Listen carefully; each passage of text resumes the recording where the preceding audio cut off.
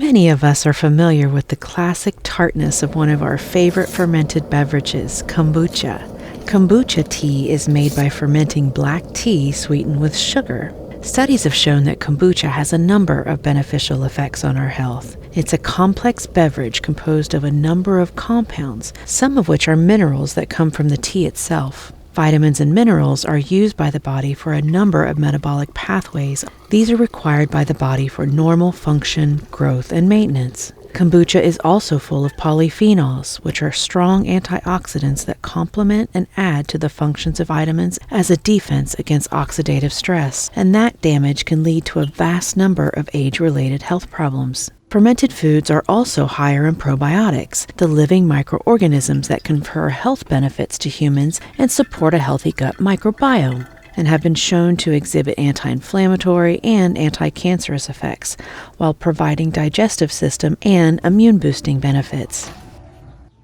Jun tea is related to kombucha. Jun is an effervescent fermented drink brewed with green tea and raw honey rather than black tea and sugar. It's often called the champagne of kombucha. It offers a more delicate, subtle flavor than its tart and tangy cousin. First, I brew green tea and sweeten it with honey from my bees. Then I allow it to cool to room temperature so that I don't damage that culture.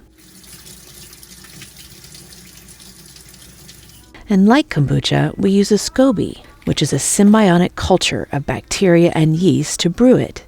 The cellulosic Jun SCOBY is made up of different bacteria and yeast that feed on the nutrients in green tea and sugars and honey. Honey has its own microbial population, so the synergy tastes delightful. Now, I purchased an authentic Jun SCOBY that's adapted for green tea and honey from Fermentaholics. I usually have 2 or 3 jars of Jun brewing that I cycle through, so I add the SCOBY plus a cup or so of Jun from the most recent batch that I'm ready to drink. And like kombucha and other fermented drinks, you can ferment Jun twice to make it even more bubbly. I do the primary fermentation in a half-gallon jar. I cover it with a coffee filter to keep out dust and pests like fruit flies. Then, after about a week of fermentation, I seal the jar with an airtight flip-top lid for the secondary fermentation.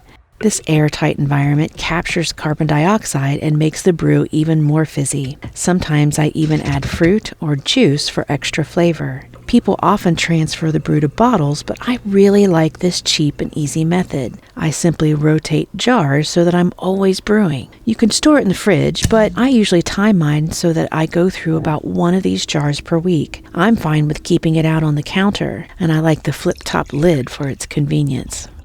I hope you liked the video and seeing my inexpensive and very low maintenance method. Thanks for stopping by.